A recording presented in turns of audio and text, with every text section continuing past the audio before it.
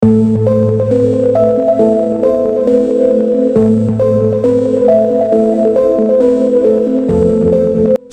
datang di channel saya Automove. Tuvaltu 160, yang dikenal dengan julukan White Swan atau Blackjack, bukan sekadar pesawat pembom. Ia adalah simbol kekuatan strategis yang memadukan kecepatan supersonik, jangkauan global, dan kapasitas muatan senjata yang sangat besar. Sejak kemunculannya, pesawat ini telah menarik perhatian dunia, bukan hanya karena kemampuan destruktifnya, tetapi juga sebagai indikator kemajuan teknologi industri pertahanan.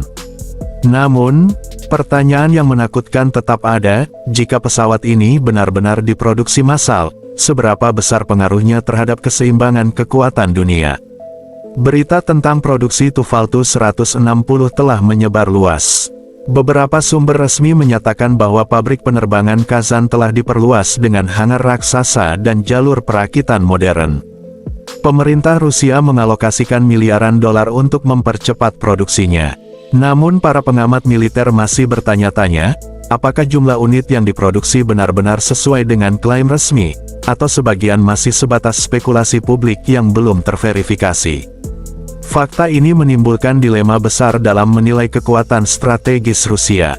Setiap unit Tuvaltu 160 M2 dilengkapi dengan sistem avionik terbaru, kemampuan meluncurkan rudal jelajah jarak jauh, serta sistem komunikasi dan navigasi yang ditingkatkan.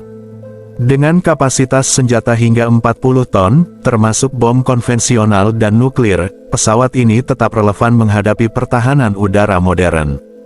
Pertanyaannya, jika seluruh armada ini dikerahkan secara bersamaan, berapa banyak target vital yang dapat dihancurkan sebelum sistem pertahanan musuh bereaksi? Tu-160 mampu terbang hingga kecepatan Mach 2 dan mencapai ketinggian 16.000 meter. Kecepatan dan ketinggian ini membuatnya sulit dijangkau oleh sistem pertahanan udara konvensional. Hal ini menimbulkan pertanyaan serius, adakah sistem pertahanan yang cukup efektif untuk menghadapi armada supersonik yang diperluas secara besar-besaran? Dan jika sistem tersebut gagal, seberapa besar kerusakan yang dapat terjadi pada infrastruktur vital? Dengan jangkauan tempur hingga 12.000 km tanpa pengisian bahan bakar, Tu-160 dapat menjangkau hampir seluruh wilayah strategis di dunia. Dengan pengisian bahan bakar di udara, jangkauannya menjadi hampir tak terbatas. Pertanyaannya, jika armada ini benar-benar digunakan dalam misi global, negara mana yang benar-benar aman dari jangkauannya, dan seberapa cepat respons dunia dapat dilakukan sebelum kehancuran terjadi? Pemerintah Rusia memang telah mengucurkan dana besar untuk fasilitas produksi ini. Namun proyek ini menghadapi berbagai hambatan seperti sanksi barat, kekurangan tenaga ahli, dan keterbatasan komponen impor. Hal ini memunculkan analisis baru, apakah investasi besar ini benar-benar sebanding dengan manfaat strategisnya, atau hanya akan menjadi simbol kekuasaan yang mahal dan sulit dipertahankan.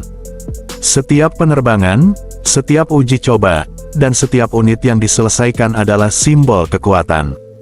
T-160 bukan hanya tentang kemampuan menghancurkan, tetapi juga tentang menunjukkan posisi strategis di panggung global.